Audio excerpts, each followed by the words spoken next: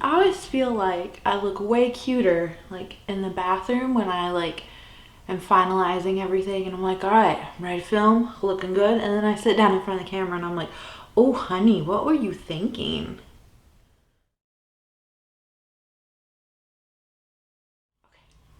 Hey guys, thanks for coming back. So what is today's video? I don't even know what to call this. In my last Pan That Palette update number 3, month 3, yeah, I had mentioned that there were a few shades in here that I'm just not super thrilled with and was thinking about frankening. And a lot of you guys had some really good suggestions like in the comments, and I had mentioned like maybe we should just do a video on it, and then that way you guys can hear like all the shades that I'm kind of on the fence about, because you guys have been so helpful with like different look combinations or like, you know, suggestions on how to use different things and make it work, and just, you know, mixing different colors. So I thought it would just be a really good idea. And there were a few comments in the last video when I had mentioned doing that. People were like, yeah, let's do it, you know, that would be fun. So that's what we're here to do today.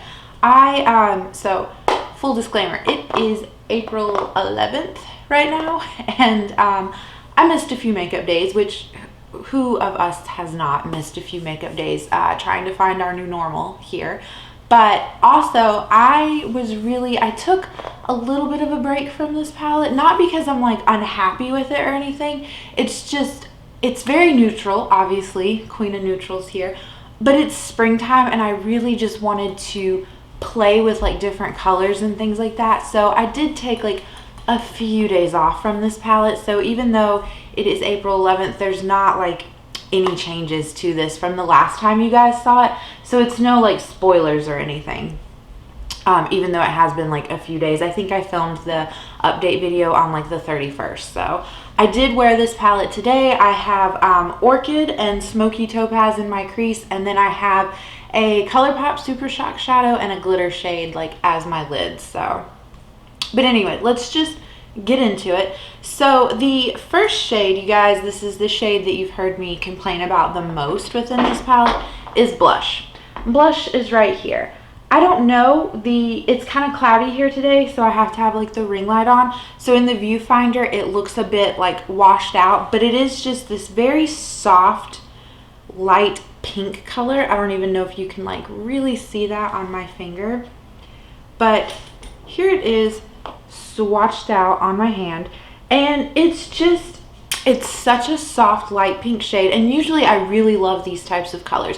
However, this one, it just never really sticks to my eyes in the way that I want it. And I have tried different ways. Someone really helpfully suggested like to use like a shadow stick underneath it.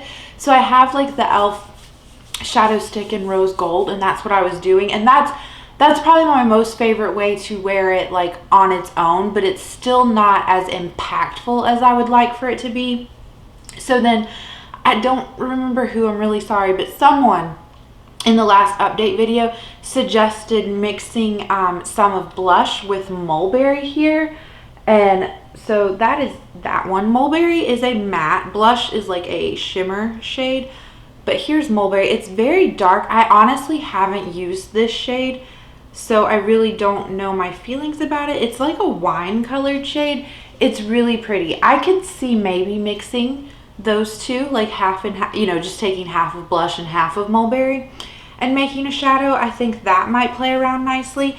And then someone else commented to maybe try doing the same thing, like using Blush and Maroon together. So let me swatch Maroon out for you. That way you guys can have like a good idea of what we're working with here. So there's Maroon. So Blush is on top, then Mulberry and Maroon. Honestly, when I'm looking at them all three next to each other, I like the idea of doing both, like half of Blush with Mulberry and then half of it with Maroon. But I think mixing half of it with Maroon would be like such an interesting color. I don't know, let me know how you feel. So then before we move on, because I have some other shades that I am thinking of mixing Blush with, but some people very helpfully suggested like, hey, let's try to, you know, be smart, Franken within this palette. That way you're not adding in more product on yourself throughout this challenge. And that totally makes sense. I really get that. And I do that is like my ultimate goal. I don't want to like add more product to myself. However, since another goal that I have is to get more use out of this LORAC Mega Pro 4, which was my Pan That palette in 2019, I would be okay with coming to this palette in order to Franken things with the Mega Pro 1, since an end goal is to get this moved out at the end of the year. So I don't feel like, even though this would technically be like adding more product, in a sense it's not, since it's still part of my end goal. So with blush, I really thought about, what if we mixed this steel wool color from the Mega Pro 4? It's like an icy blue kind of color. I really enjoy this color on its own. I love it, but to me, it's more of like a winter color, and I just think that it's on top of blush.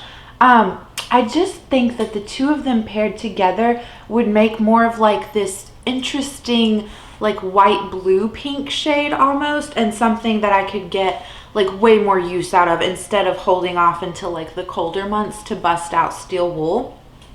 So that's the one from this palette that I was thinking of mixing blush with. And then I do have the ABH Sultry palette. Now this palette isn't like in any projects or anything like that. I like this palette, however this is like the one palette in my collection where I don't ever reach into it to create just a look out of this palette. It's like my one palette that is a companion palette in my opinion. So with blush, I thought maybe, I love this shimmer Rose Quartz right here, so I thought maybe blush could pair nicely with that, because Rose Quartz is kind of what I wanted blush to be, if that makes sense. Like, I think it's a hair darker, but it is like when I see blush in the pan, and then that's what I want from it, you know? So I kind of thought, well, maybe we could mix it with Rose Quartz, and then that would be another pan down from this one and the Mega Pro 1. So that's my thoughts on blush. Then let me quickly wipe off my hand here so we can continue to do swatches, right? Okay, so then also within this palette, these are shades that I have not touched or played with or even attempted. They're very dark and I just don't know what to do with them, and I'm sure you know which ones I'm talking about. It's Indigo and Deep Teal. So they're here on the corners. Here's Deep Teal, and then Indigo is next to whatever the shade is. It's not Mulberry, Merlot. So Indigo is like this interesting black shade with glitters, and y'all know I just don't use black eyeshadows. So I don't know if I should Franken this, or maybe if you guys have some like helpful tips on how to use it, but there is Indigo. I don't know if it'll pick up on camera, but it definitely has like purple pink glitters to it, and it's black based, but it definitely, I feel like there's a purple undertone to the actual color. So there's that one that I have absolutely no idea what to do with. And then Deep Teal is kind of the same way. Excuse me, I have allergies. I have not been brave enough to use either one of these, and I really just don't have any idea on like how to even wear them on their own, let alone Franken them with something. So here's Deep Teal, and it's almost like this, it looks kind of green in the pan, at least to me it does, like a really dark black kind of green color. But then when I swatch it out, it looks more like a gray. I don't know, like I'm thinking maybe mixing Deep Teal with some type of gold shade. But I'm really at a loss with those two. I have no idea what to do with them. And then for Caviar, which is the matte black in here, I honestly just, unless you guys have like a super fun suggestion for what to do with it, it's just a standard black. I honestly think I will probably just ignore it within this palette, and we'll just pretend that it does not exist. That is a lot of dark. And I don't typically, a lot of kickback on my hand too. I don't typically, if I use like a dark shade, it's in the outer V, and it's typically like a dark brown or like a dark purple or a dark something like that, not like a black or like a gray or anything like that. However, with those three shades, I do still have within the Mega Pro 4 these two silvers right here, Misty Mauve and Silver Fox. So those are two potential like candidates to maybe mix with the darker shades.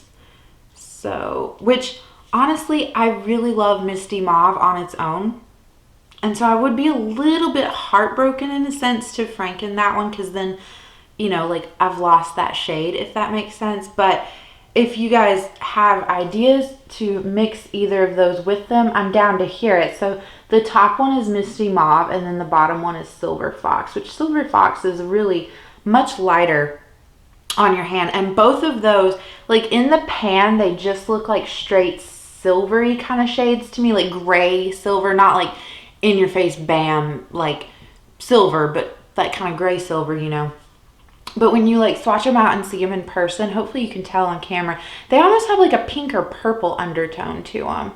So I don't know, that's kind of my thoughts. Those are the shades within my Mega Pro 1 that have caused me the most grief in a sense, or I guess the most worry, because technically I've only used blush out of the shades that I showed you. So blush has caused me the most headache in trying to get it to work.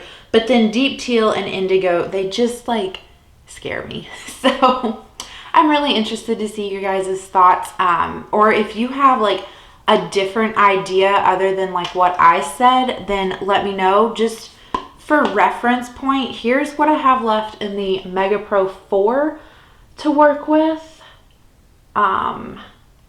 Yeah, not a whole lot. I'd really, Mocha and Spice are two matte shades, so the only like other shimmer shade within this is Lotus, which is not like one of my favorite kind of purpley shades. But, and then in the Sultry palette, this is kind of what I have to work with, which I know if we use anything from Sultry, then it technically adds more product, but I don't know. Let me know what you think. Hopefully you guys found this interesting.